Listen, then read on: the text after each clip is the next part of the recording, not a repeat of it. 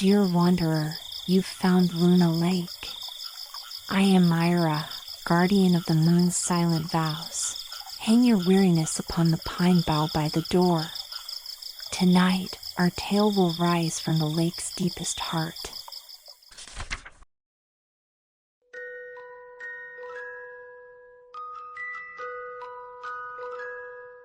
The Little Match Girl. It was dreadfully cold, it was snowing fast, and was almost dark as evening came on, the last evening of the year. In the cold and the darkness, there went along the street a poor little girl, bareheaded and with naked feet. When she left home she had slippers on, it is true, but they were much too large for her feet, slippers that her mother had used till then, and the poor little girl lost them in running across the street when two carriages were passing terribly fast. When she looked for them, one was not to be found, and a boy seized the other and ran away with it, saying he would use it for a cradle some day, when he had children of his own. So on the little girl went with her bare feet, that were red and blue with cold. In an old apron that she wore were bundles of matches, and she carried a bundle also in her hand. No one had bought so much as a bunch all the long day, and no one had given her even a penny. Poor little girl! Shivering with cold and hunger she crept along, a perfect picture of misery. The snowflakes fell on her long flaxen hair, which hung in pretty curls about her throat, but she thought not of her beauty nor of the cold. Lights gleamed in every window, and there came to her the savory smell of roast goose, for it was New Year's Eve. And it was this of which she thought.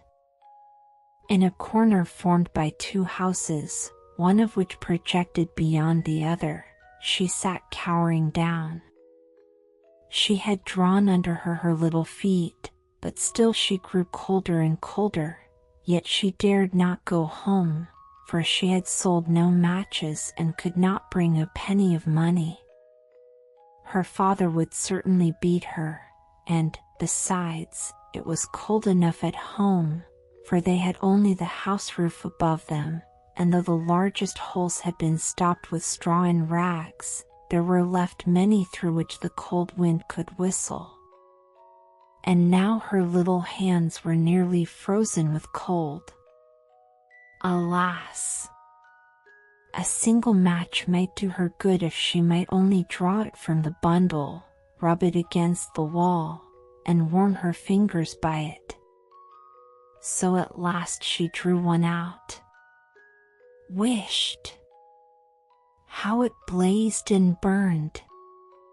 It gave out a warm, bright flame like a little candle, as she held her hands over it. A wonderful little light it was. It really seemed to the little girl as if she sat before a great iron stove with polished brass feet and brass shovel and tongs.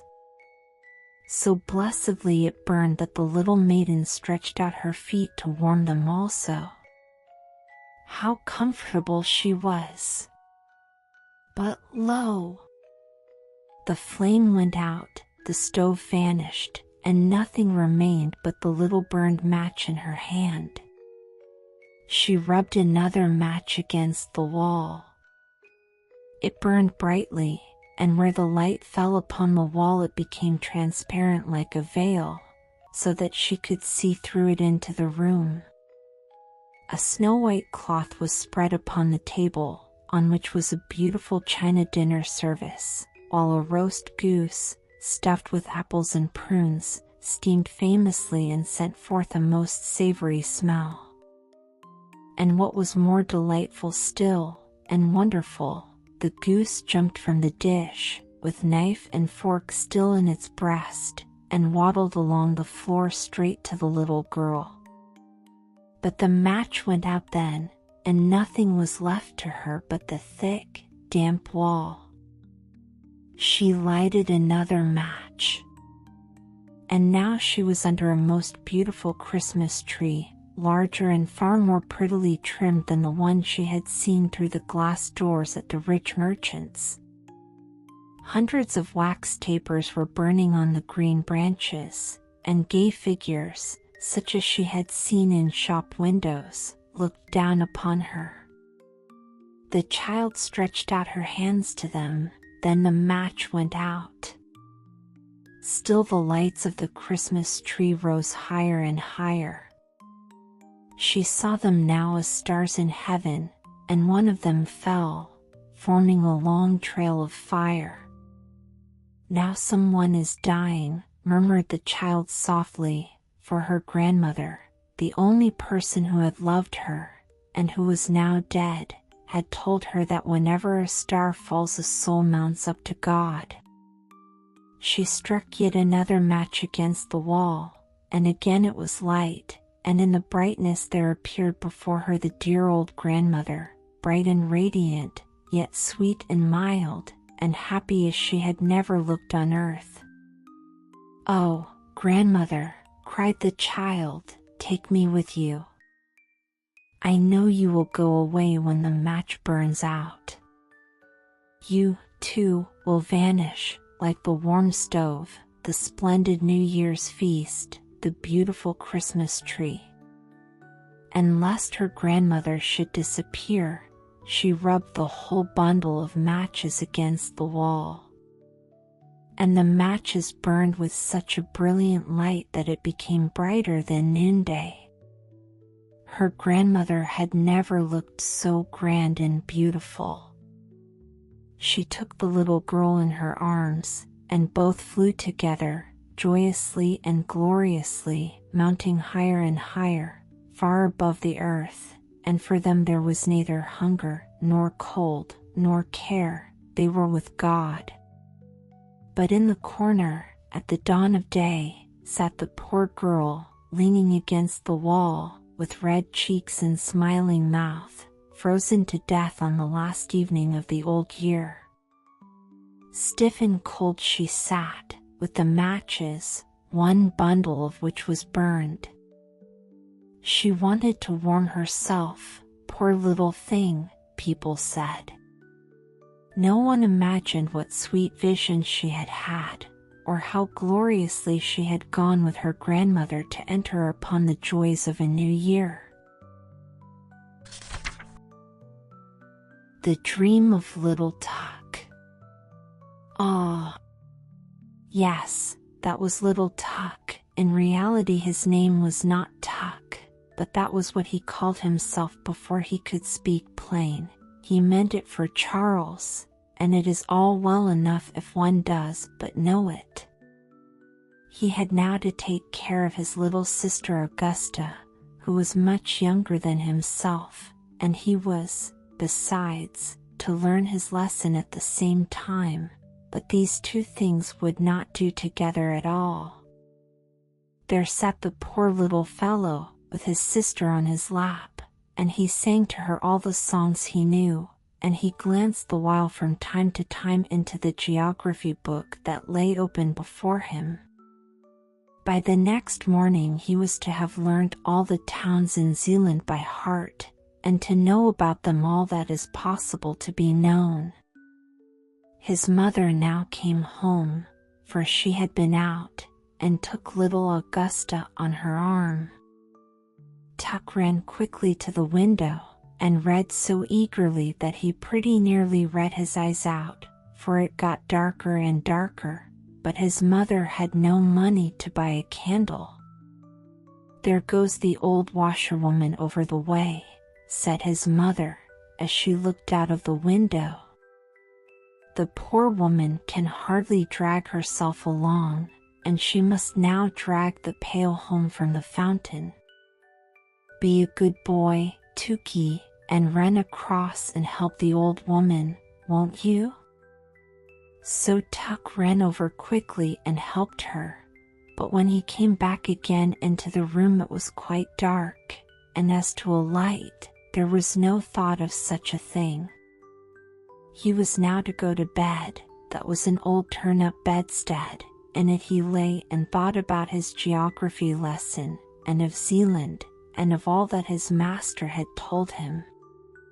He ought, to be sure, to have read over his lesson again, but that, you know, he could not do. He therefore put his geography book under his pillow, because he had heard that was a very good thing to do when one wants to learn one's lesson, but one cannot, however, rely upon it entirely. Well, there he lay, and thought, and all at once it was just as if someone kissed his eyes and mouth. He slept, and yet he did not sleep. It was as though the old washerwoman gazed on him with her mild eyes and said, "It were a great sin if you were not to know your lesson tomorrow morning. You have aided me, I therefore will now help you, and the loving God will do so at all times." And all of a sudden the book under Tuck's pillow began scraping and scratching. Kikeriki. Cluck. Cluck. Cluck. That was an old hen who came creeping along, and she was from Gjog. "I am a Gjoger hen," said she, and then she related how many inhabitants there were there, and about the battle that had taken place, and which, after all, was hardly worth talking about.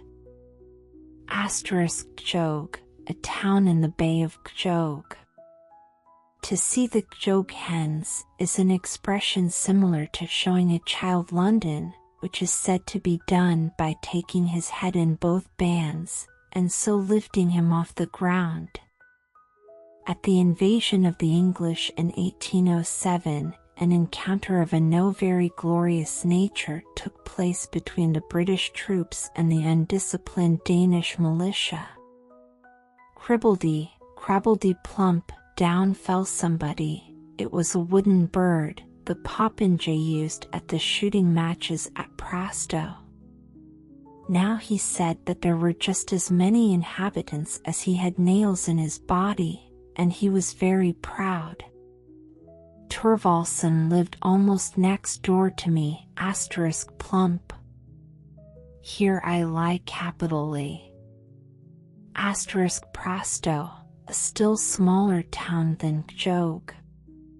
Some 100 paces from it lies the Manor House, New York, where Thorvaldsen, the famed sculptor, generally sojourned during his stay in Denmark, and where he called many of his immortal works into existence.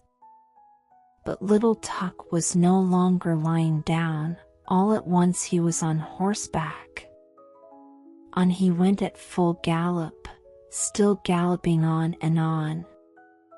A knight with a gleaming plume, and most magnificently dressed, held him before him on the horse, and thus they rode through the wood to the old town of Bordingborg, and that was a large and very lively town. High towers rose from the castle of the king, and the brightness of many candles streamed from all the windows. Within was dance and song, and King Waldemar and the young, richly attired maids of honor danced together. The morn now came, and as soon as the sun appeared, the whole town and the king's palace crumbled together, and one tower after the other, and at last only a single one remained standing where the castle had been before, and the town was so small and poor, and the schoolboys came along with their books under their arms, and said, 2,000 inhabitants, but that was not true, for there were not so many. Bordingborg, in the reign of King Waldemar, a considerable place, now an unimportant little town. One solitary tower only, and some remains of a wall, show where the castle once stood. And little Tuki lay in his bed. It seemed to him as if he dreamed, and yet as if he were not dreaming. However, somebody was close beside him. "Little Tuki! Little Tuki!" cried someone near. It was a seaman, quite a little personage, so little as if he were a midshipman, but a midshipman it was not. Many remembrances from Corsair *, that is a town that is just rising into importance, a lively town that has steamboats and stagecoaches. Formerly people called it ugly, but that is no longer true.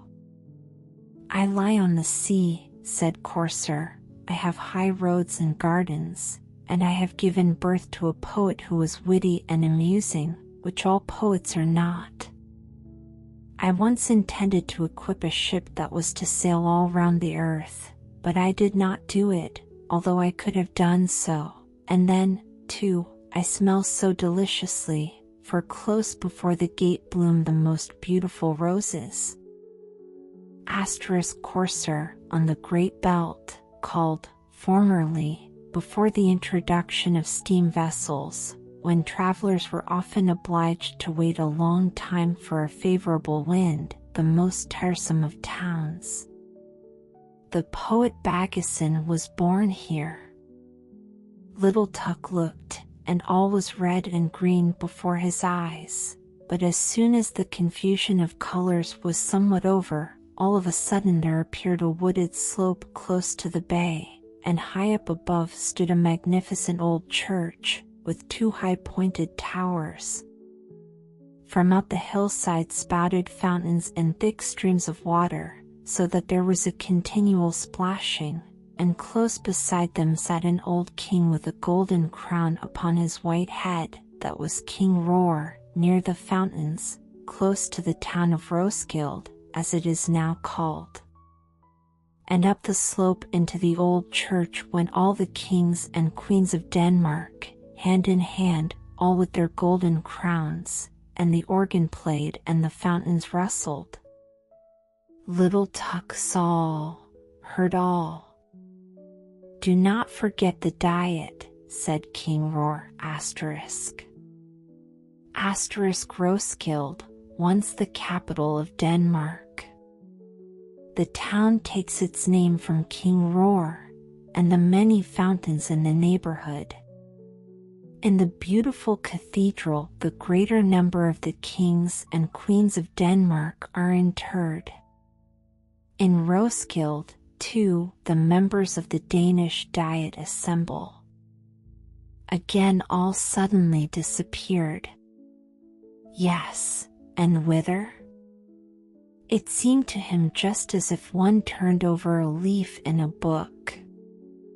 And now stood there an old peasant woman, who came from Sorrow, where grass grows in the marketplace. She had an old grey linen apron hanging over her head and back. It was so wet, it certainly must have been raining. Yes, that it has, said she, and she now related many pretty things out of Hallberg's comedies, and about Waldemar and Absalon, but all at once she cowered together, and her head began shaking backwards and forwards, and she looked as she were going to make a spring. Croak, croak, said she. It is wet, there is such a pleasant death-like stillness in Sorb. She was now suddenly a frog, croak, and now she was an old woman. One must dress according to the weather, said she. It is wet, it is wet. My town is just like a bottle, and one gets in by the neck, and by the neck one must get out again. In former times I had the finest fish, and now I have fresh rosy-cheeked boys at the bottom of the bottle, who learn wisdom, Hebrew, Greek croak. Sorb, a very quiet little town, beautifully situated, surrounded by woods and lakes. Hallberg, Denmark's Molière, founded here an academy for the sons of the nobles. The poets Hoch and Ingemann were appointed professors here. The latter lives there still. When she spoke it sounded just like the noise of frogs, or as if one walked with great boots over a moor, always the same tone, so uniform and so tiring that little Tuck fell into a good sound sleep, which, by the by, could not do him any harm. But even in the sleep there came a dream, or whatever else it was. His little sister Augusta, she with the blue eyes and the fair curling hair, was suddenly a tall, beautiful girl, and without having wings was yet able to fly, and she now flew over Zealand, over the green woods and the blue lakes. "Do you hear the cock crow, Tukey? Cock-a-doodle-doo. The cocks are flying up Froem Jog. You will have a farmyard, so large, oh, so very large. You will suffer neither hunger nor thirst. You will get on in the world. You will be a rich and happy man. Your house will exalt itself like King Waldemar's tower, and will be richly decorated with marble statues, like that at Prasto. You understand what I mean. Your name shall circulate with renown all round the earth, like unto the ship that was to have sailed from Corsair, and in Roskilde. Do not forget the diet," said King Roar. "Then you will speak well and wisely, little Tukey, and when at last you sink into your grave, you shall sleep as quietly as if I lay in sorrow," said Tuck, awaking. It was bright day, and he was now quite unable to call to mind his dream. That, however, was not at all necessary, for one may not know what the future will bring. And out of bed he jumped, and read in his book, and now all at once he knew his whole lesson. And the old washerwoman popped her head in at the door, nodded to him friendly, and said, "Thanks, many thanks, my good child, for your help. May the good ever-loving God fulfill your loveliest dream." Little Tukey did not at all know what he had dreamed, but the loving God knew it. The Elderbush. Once upon a time there was a little boy who had taken cold. He had gone out and got his feet wet, though nobody could imagine how it had happened, for it was quite dry weather. So his mother undressed him, put him to bed, and had the teapot brought in, to make him a good cup of elderflower tea. Just at that moment the merry old man came in, who lived up atop of the house all alone, for he had neither wife nor children, but he liked children very much, and knew so many fairy tales, that it was quite delightful. "Now drink your tea," said the boy's mother, "then, perhaps, you may hear a fairy tale." "If I had but something new to tell," said the old man. "But how did the child get his feet wet?" "That is the very thing that nobody can make out," said his mother. "Am I to hear a fairy tale?" asked the little boy. "Yes, if you can tell me exactly, for I must know that first how deep the gutter is in the little street opposite, that you pass through in going to school." "Just up to the middle of my boot," said the child, "but then I must go into the deep hole." "Ollie, ah, that's where the wet feet came from," said the old man. "I ought now to tell you a story, but I don't know any more." "You can make one in a moment," said the little boy. "My mother says that all you look at can be turned into a fairy tale, and that you can find a story in everything." "Yes, but such tales and stories are good for nothing. The right sort come of themselves, They tap at my forehead and say, "Here we are." "Won't there be a tap soon?" asked the little boy. And his mother laughed, put some elderflowers in the teapot, and poured boiling water upon them. "Do tell me something. Pray do." "Yes, if a fairy tale would come of its own accord, but they are proud and haughty, and come only when they choose." "Stop," said he, all on a sudden. "I have it. Pay attention. There is one in the teapot." And the little boy looked at the teapot.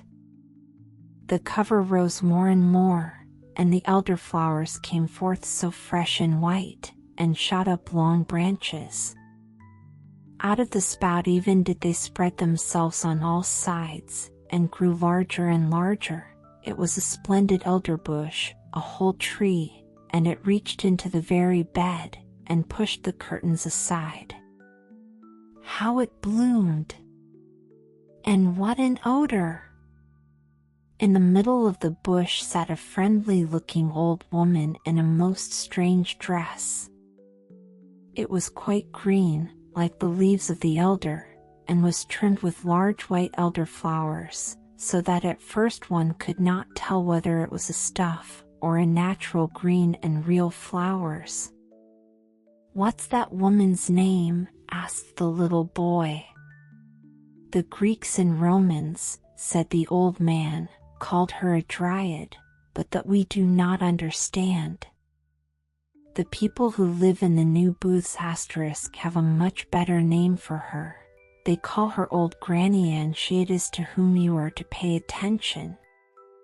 Now listen, and look at the beautiful elderbush. * A row of buildings for seamen in Copenhagen. Just such another large blooming elder tree stands near the New Booths.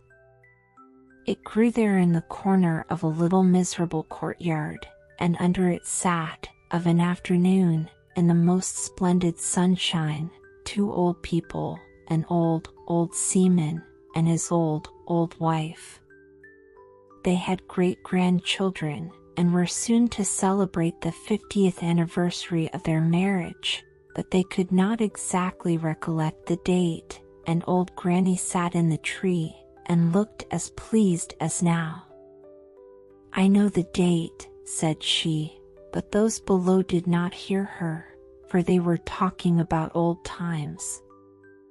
Yes, can't you remember when we were very little, said the old seaman, and ran and played about? It was the very same courtyard where we now are, and we stuck slips in the ground, and made a garden.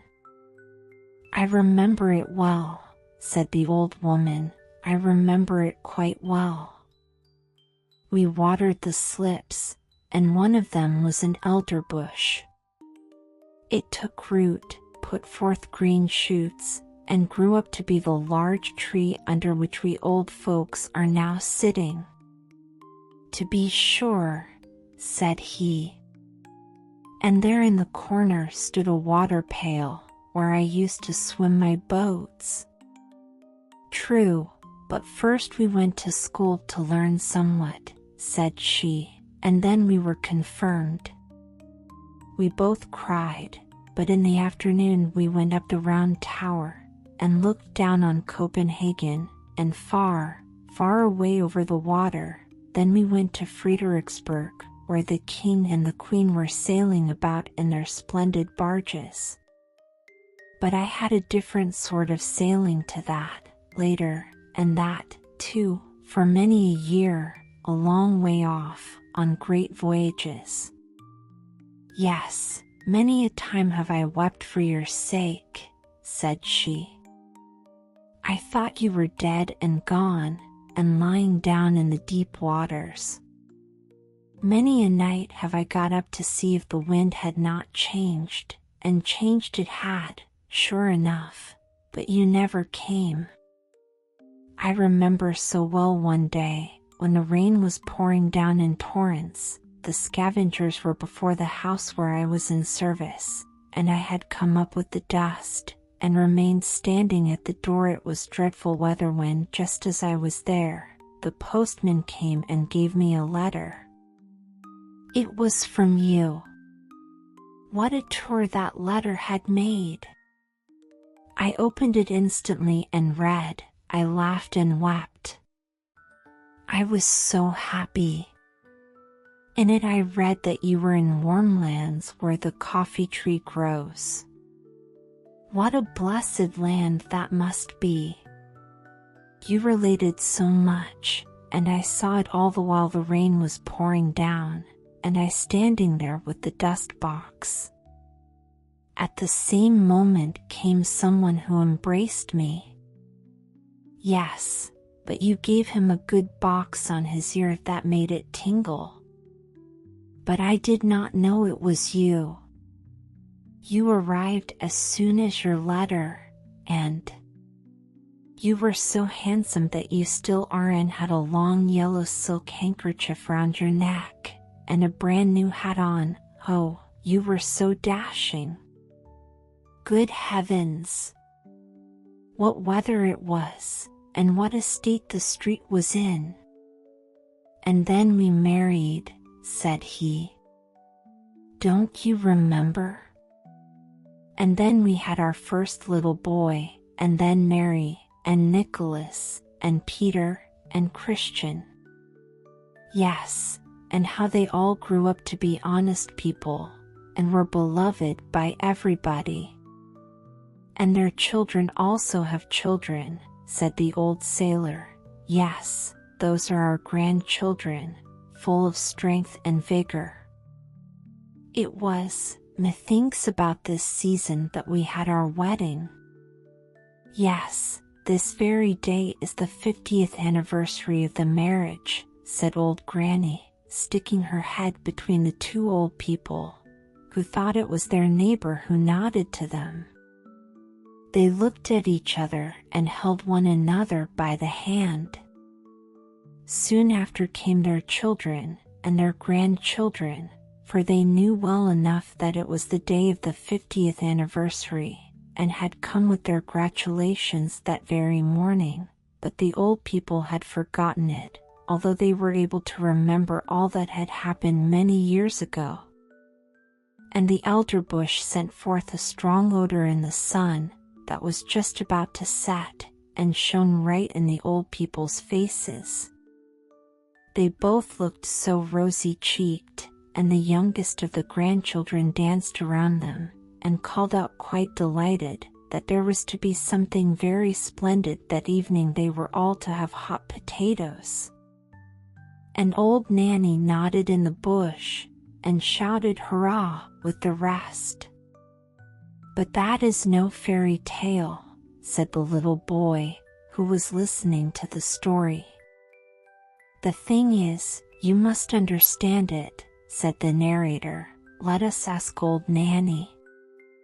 That was no fairy tale, 'tis true, said old Nanny, but now it's coming. The most wonderful fairy tales grow out of that which is reality. Were that not the case, you know, my magnificent elderbush could not have grown out of the teapot.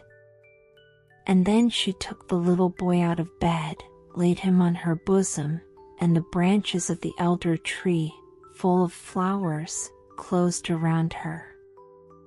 They sat in an aerial dwelling, and it flew with them through the air.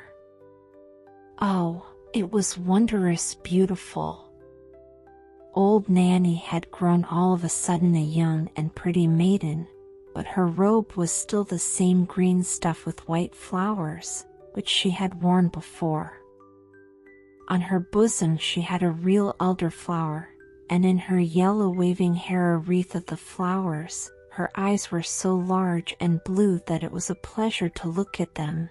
She kissed the boy, and now they were of the same age and felt alike. Hand in hand they went out of the bower, and they were standing in the beautiful garden of their home. Near the green lawn Papa's walking stick was tied, and for the little ones it seemed to be endowed with life, for as soon as they got astride it, the round polished knob was turned into a magnificent neighing head, a long black mane fluttered in the breeze, and 4 slender yet strong legs shot out. The animal was strong and handsome, and away they went at full gallop round the lawn. "Huzzah! Now we are riding miles off," said the boy. "We are riding away to the castle where we were last year." And on they rode round the grass plot, and the little maiden, who, we know, was no one else but old Nanny, kept on crying out, "Now we are in the country. Don't you see the farmhouse yonder? And there is an elder tree standing beside it, and the cock is scraping away the earth for the hens. Look, how he struts. And now we are close to the church. It lies high upon the hill, between the large oak trees, one of which is half decayed. And now we are by the smithy, where the fire is blazing, and where the half-naked men are banging with their hammers till the sparks fly about. Away, away, to the beautiful country seat." And all that the little maiden, who sat behind on the stick, spoke of, flew by in reality. The boy saw it all, and yet they were only going round the grass plot. Then they played in a side avenue, and marked out a little garden on the earth, and they took elder blossoms from their hair, planted them, and they grew just like those the old people planted when they were children, as related before. They went hand in hand, as the old people had done when they were children, but not to the Round Tower, or to Fredericksburg. No, the little damsel wound her arms round the boy, and then they flew far away through all Denmark.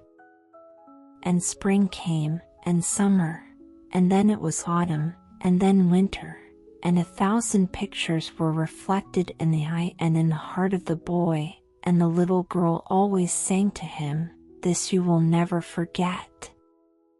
And during their whole flight the elder tree smelt so sweet and odorous. He remarked the roses and the fresh beeches, but the elder tree had a more wondrous fragrance, for its flowers hung on the breast of the little maiden, and there, too, did he often lay his head during the flight. "It is lovely here in spring," said the young maiden. And they stood in a beechwood that had just put on its first green, where the woodroof asterisk at their feet sent forth its fragrance, and the pale red anemone looked so pretty among the verdure. Oh, would it were always spring in the sweetly smelling Danish beech forests. Asperula odorata. "It is lovely here in summer," said she. And she flew past old castles of bygone days of chivalry, where the red walls and the embattled gables were mirrored in the canal, where the swans were swimming, and peered up into the old cool avenues. In the fields the corn was waving like the sea, and the ditches red and yellow flowers were growing, while wild drone flowers and blooming convolvuluses were creeping in the hedges, and towards evening the moon rose round and large, and the haycocks in the meadows smelt so sweetly. "This one never forgets. It is lovely here in autumn," said the little maiden. And suddenly the atmosphere grew as blue again as before, the forest grew red, and green, and yellow-colored. The dogs came leaping along, and whole flocks of wildfowl flew over the cairn, where blackberry bushes were hanging round the old stones. The sea was dark blue, covered with ships full of white sails, and in the barn old women, maidens, and children were sitting picking hops into a large cask. The young sang songs, but the old told fairy tales of mountain sprites and soothsayers. Nothing could be more charming. "It is delightful here in winter," said the little maiden. And all the trees were covered with hoarfrost. They looked like white corals. The snow crackled underfoot, as if one had new boots on, and one falling star after the other was seen in the sky. The Christmas tree was lighted in the room, presents were there, and good humor reigned. In the country the violins sounded in the room of the peasant, the newly baked cakes were attacked, even the poorest child said, "It is really delightful here in winter." Yes, it was delightful, and the little maiden showed the boy everything, and the elder tree still was fragrant, and the red flag, with the white cross, was still waving, the flag under which the old seamen in the new booths had sailed. And the boy grew up to be a lad, and was to go forth in the wide world far, far away to warm lands, where the coffee tree grows. But at his departure the little maiden took an elder blossom from her bosom, and gave it him to keep, and it was placed between the leaves of his prayer book. And when in foreign lands he opened the book, it was always at the place where the keepsake flower lay, and the more he looked at it, the fresher it became. He felt, as it were, the fragrance of the Danish groves. And from among the leaves of the flowers he could distinctly see the little maiden, peeping forth with her bright blue eyes, and then she whispered, "It is delightful here in spring, summer, autumn, and winter," and 100 visions glided before his mind. Thus passed many years, and he was now an old man, and sat with his old wife under the blooming tree. They held each other by the hand, as the old grandfather and grandmother yonder in the new booths did, and they talked exactly like them of old times, and of the 50th anniversary of their wedding. The little maiden, with the blue eyes, and with elder blossoms in her hair, sat in the tree, nodded to both of them, and said, "Today is the 50th anniversary." And then she took 2 flowers out of her hair, and kissed them. First, they shone like silver, then like gold, and when they laid them on the heads of the old people, each flower became a golden crown. So there they both sat, like a king and a queen, under the fragrant tree, that looked exactly like an elder. The old man told his wife the story of old Nanny, as it had been told him when a boy. And it seemed to both of them it contained much that resembled their own history, and those parts that were like it pleased them best. "Thus it is," said the little maiden in the tree, "some call me old Nanny, others a dryad, but, in reality, my name is Remembrance. 'Tis I who sit in the tree that grows and grows.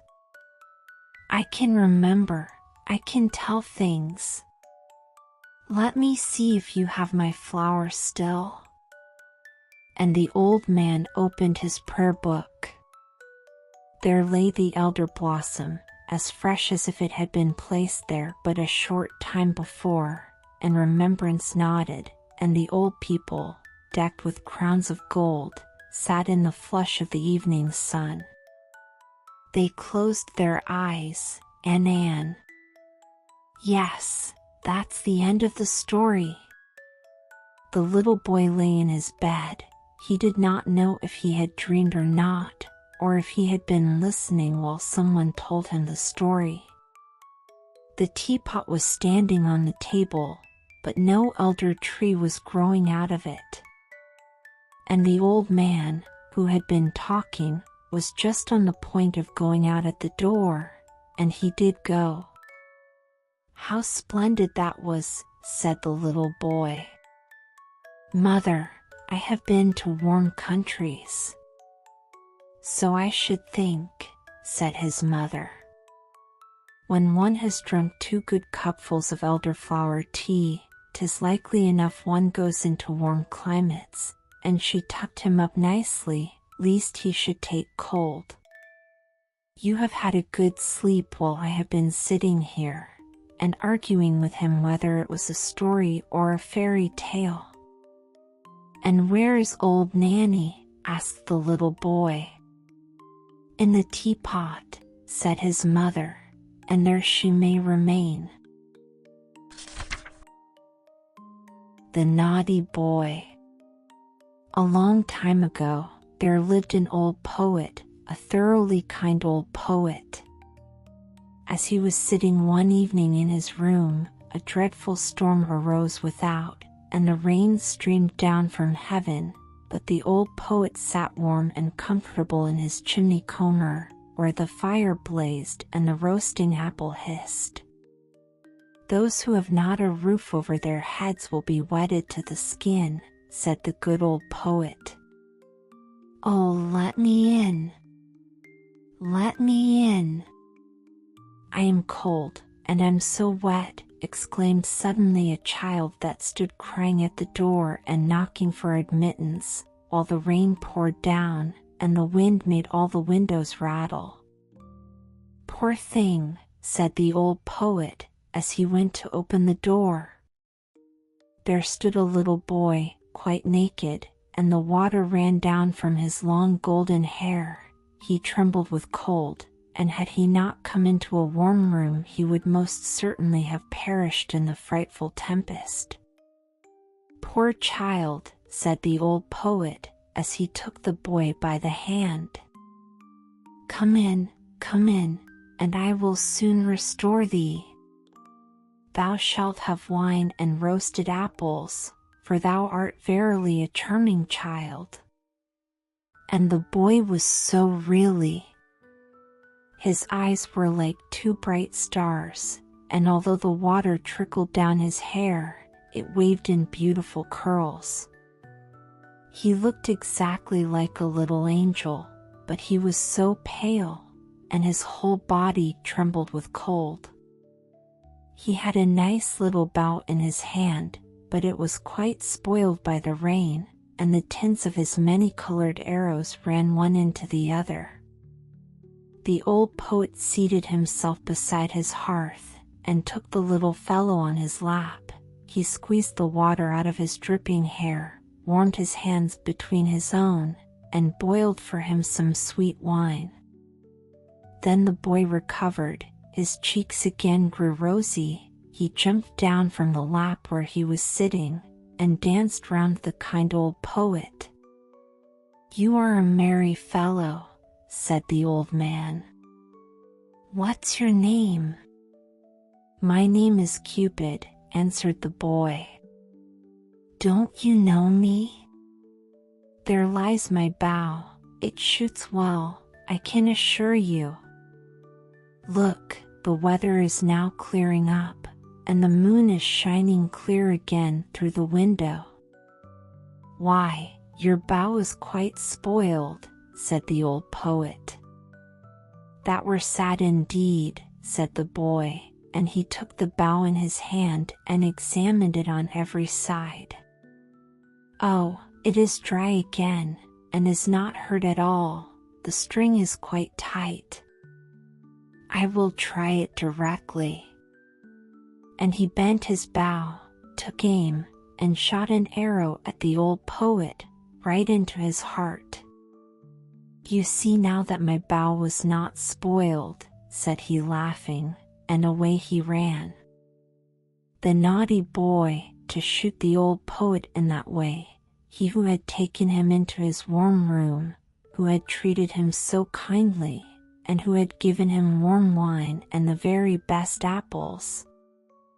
The poor poet lay on the earth and wept, for the arrow had really flown into his heart.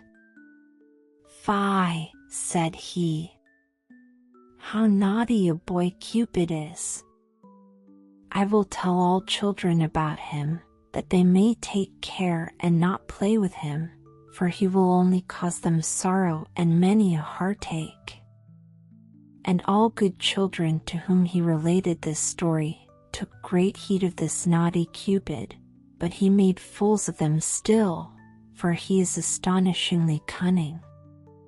When the university students come from the lectures, he runs beside them in a black coat, and with a book under his arm.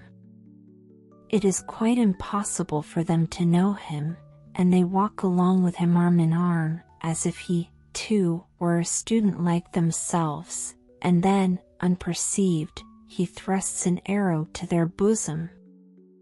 When the young maidens come from being examined by the clergyman, or go to church to be confirmed, there he is again close behind them. Yes, he is forever following people. At the play, he sits in the great chandelier and burns in bright flames, so that people think it is really a flame, but they soon discover it is something else. He roves about in the garden of the palace and upon the ramparts. Yes, once he even shot your father and mother right in the heart. Ask them only and you will hear what they'll tell you. Oh, he is a naughty boy, that Cupid, you must never have anything to do with him. He is forever running after everybody. Only think, he shot an arrow once at your old grandmother. But that is a long time ago, and it is all past now. However, a thing of that sort she never forgets. Fie, naughty Cupid! But now you know him, and you know, too, how ill-behaved he is. The Red Shoes. There was once a little girl who was very pretty and delicate, but in summer she was forced to run about with bare feet. She was so poor, and in winter wore very large wooden shoes, which made her little insteps quite red, and that looked so dangerous. In the middle of the village lived old Dame Shoemaker. She sat and sewed together, as well as she could, a little pair of shoes out of old red strips of cloth. They were very clumsy, but it was a kind thought. They were meant for the little girl. The little girl was called Karen. On the very day her mother was buried, Karen received the red shoes, and wore them for the first time. They were certainly not intended for mourning, but she had no others, and with stockingless feet she followed the poor straw coffin in them. Suddenly a large old carriage drove up, and a large old lady sat in it. She looked at the little girl, felt compassion for her, and then said to the clergyman, "Here, give me the little girl. I will adopt her." And Karen believed all this happened on account of the red shoes, but the old lady thought they were horrible, and they were burnt. But Karen herself was cleanly and nicely dressed. She must learn to read and sew, and people said she was a nice little thing, but the looking-glass said, "Thou art more than nice, thou art beautiful." Now the queen once traveled through the land, and she had her little daughter with her. And this little daughter was a princess, and people streamed to the castle, and Karen was there also, and the little princess stood in her fine white dress, in a window, and let herself be stared at. She had neither a train nor a golden crown, but splendid red morocco shoes. They were certainly far handsomer than those Dame Shoemaker had made for little Karen. Nothing in the world can be compared with red shoes. Now Karen was old enough to be confirmed. She had new clothes and was to have new shoes also. The rich shoemaker in the city took the measure of her little foot. This took place at his house, in his room, where stood large glass cases, filled with elegant shoes and brilliant boots. All this looked charming, but the old lady could not see well, and so had no pleasure in them. In the midst of the shoes stood a pair of red ones, just like those the princess had worn. How beautiful they were! The shoemaker said also they had been made for the child of a count, but had not fitted. "That must be patent leather," said the old lady. "They shine so."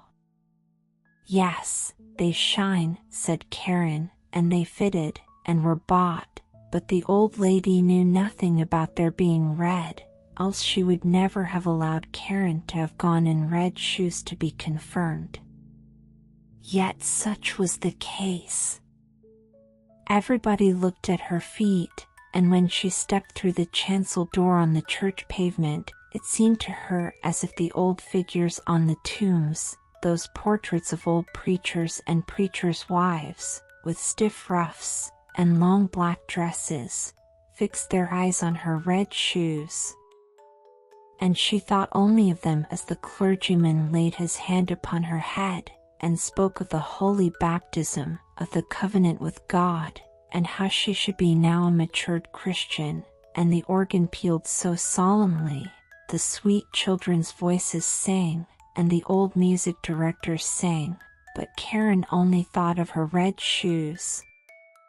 In the afternoon, the old lady heard from everyone that the shoes had been red, and she said that it was very wrong of Karen, that it was not at all becoming, and that in future Karen should only go in black shoes to church, even when she should be older. The next Sunday there was the sacrament, and Karen looked at the black shoes, looked at the red ones, looked at them again, and put on the red shoes. The sun shone gloriously. Karen and the old lady walked along the path through the corn. It was rather dusty there. At the church door stood an old soldier with a crutch, and with a wonderfully long beard, which was more red than white, and he bowed to the ground, and asked the old lady whether he might dust her shoes. And Karen stretched out her little foot. "See, what beautiful dancing shoes," said the soldier. "Sit firm when you dance," and he put his hand out towards the soles. And the old lady gave the old soldier alms, and went into the church with Karen. And all the people in the church looked at Karen's red shoes, and all the pictures, and as Karen knelt before the altar, and raised the cup to her lips, she only thought of the red shoes, and they seemed to swim in it, and she forgot to sing her psalm, and she forgot to pray, "Our Father in heaven." Now all the people went out of church, and the old lady got into her carriage. Karen raised her foot to get in after her, when the old soldier said, "Look, what beautiful dancing shoes." And Karen could not help dancing a step or two, and when she began her feet continued to dance. It was just as though the shoes had power over them. She danced round the church corner. She could not leave off. The coachman was obliged to run after and catch hold of her, and he lifted her in the carriage, but her feet continued to dance so that she trod on the old lady dreadfully. At length she took the shoes off, and then her legs had peace. The shoes were placed in a closet at home, but Karen could not avoid looking at them. Now the old lady was sick, and it was said she could not recover. She must be nursed and waited upon, and there was no one whose duty it was so much as Karen's. But there was a great ball in the city, to which Karen was invited. She looked at the old lady, who could not recover. She looked at the red shoes, and she thought there could be no sin in it. She put on the red shoes. She might do that also, she thought. But then she went to the ball and began to dance. When she wanted to dance to the right, the shoes would dance to the left, and when she wanted to dance up the room, the shoes danced back again, down the steps, into the street, and out of the city gate. She danced, and was forced to dance straight out into the gloomy wood. Then it was suddenly light up among the trees, and she fancied it must be the moon, for there was a face, but it was the old soldier with the red beard. He sat there, nodded his head, and said, "Look, what beautiful dancing shoes."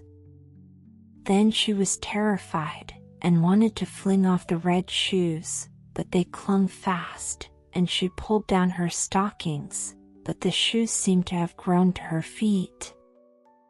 And she danced, and must dance, over fields and meadows, in rain and sunshine, by night and day, but at night it was the most fearful.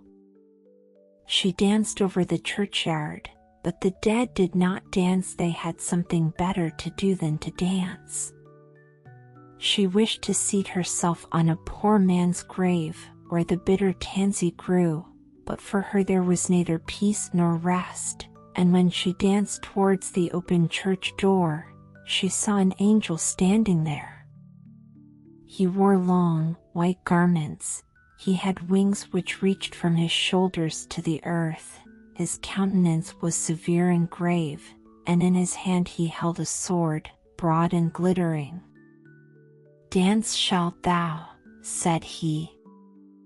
"Dance in thy red shoes till thou art pale and cold, till thy skin shrivels up and thou art a skeleton.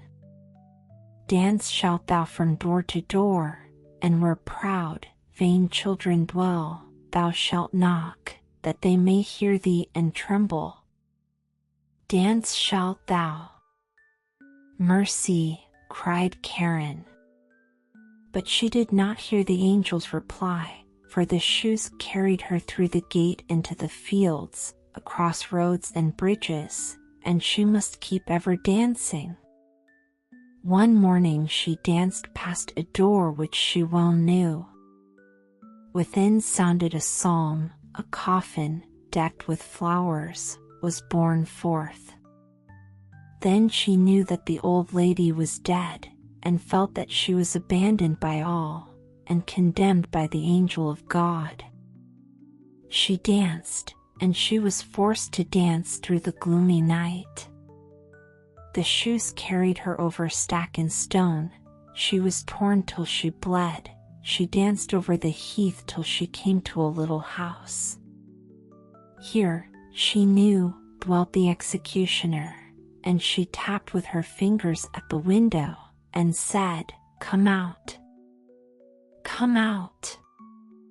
I cannot come in, for I am forced to dance." And the executioner said, "Thou dost not know who I am, I fancy? I strike bad people's heads off, and I hear that my axe rings." "Don't strike my head off," said Karen. "Then I can't repent of my sins. But strike off my feet in the red shoes." And then she confessed her entire sin, and the executioner struck off her feet with the red shoes, but the shoes danced away with the little feet across the field into the deep wood. And he carved out little wooden feet for her, and crutches, taught her the psalm criminals always sing, and she kissed the hand which had wielded the axe, and went over the heath. "Now I have suffered enough for the red shoes," said she. "Now I will go into the church that people may see me." And she hastened towards the church door, but when she was near it, the red shoes danced before her, and she was terrified, and turned round. The whole week she was unhappy, and wept many bitter tears, but when Sunday returned, she said, "Well, now I have suffered and struggled enough. I really believe I am as good as many a one who sits in the church, and holds her head so high." And away she went boldly, but she had not got farther than the churchyard gate before she saw the red shoes dancing before her, and she was frightened, and turned back, and repented of her sin from her heart. And she went to the parsonage, and begged that they would take her into service. She would be very industrious, she said, and would do everything she could. She did not care about the wages, only she wished to have a home, and be with good people. And the clergyman's wife was sorry for her and took her into service, and she was industrious and thoughtful. She sat still and listened when the clergyman read the Bible in the evenings. All the children thought a great deal of her, but when they spoke of dress, and grandeur, and beauty, she shook her head. The following Sunday, when the family was going to church, they asked her whether she would not go with them, but she glanced sorrowfully, with tears in her eyes, at her crutches. The family went to hear the word of God, but she went alone into her little chamber. There was only room for a bed and chair to stand in it, and here she sat down with her prayer book, and whilst she read with a pious mind, the wind bore the strains of the organ towards her, and she raised her tearful countenance, and said, "O God, help me." And the sun shone so clearly, and straight before her stood the angel of God in white garments, the same she had seen that night at the church door. But he no longer carried the sharp sword, but in its stead a splendid green spray, full of roses. And he touched the ceiling with the spray, and the ceiling rose so high, and where he had touched it there gleamed a golden star. And he touched the walls, and they widened out, and she saw the organ which was playing. She saw the old pictures of the preachers and the preachers' wives. The congregation sat in cushioned seats, and sang out of their prayer books. For the church itself had come to the poor girl in her narrow chamber, or else she had come into the church. She sat in the pew with the clergyman's family, and when they had ended the psalm and looked up, they nodded and said, "It is right that thou art come." "It was through mercy," she said. And the organ pealed, and the children's voices in the choir sounded so sweet and soft. The clear sunshine streamed so warmly through the window into the pew where Karen sat. Her heart was so full of sunshine, peace, and joy that it broke. Her soul flew on the sunshine to God, and there no one asked after the red shoes.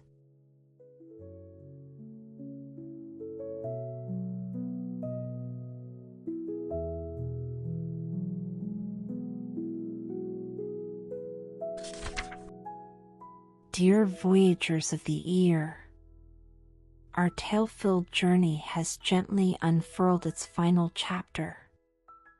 Now, let your body soften into cloud-like mattresses, allow your breath to drift weightlessly into pillows as we set sail upon a thoughtless odyssey of sonic waves.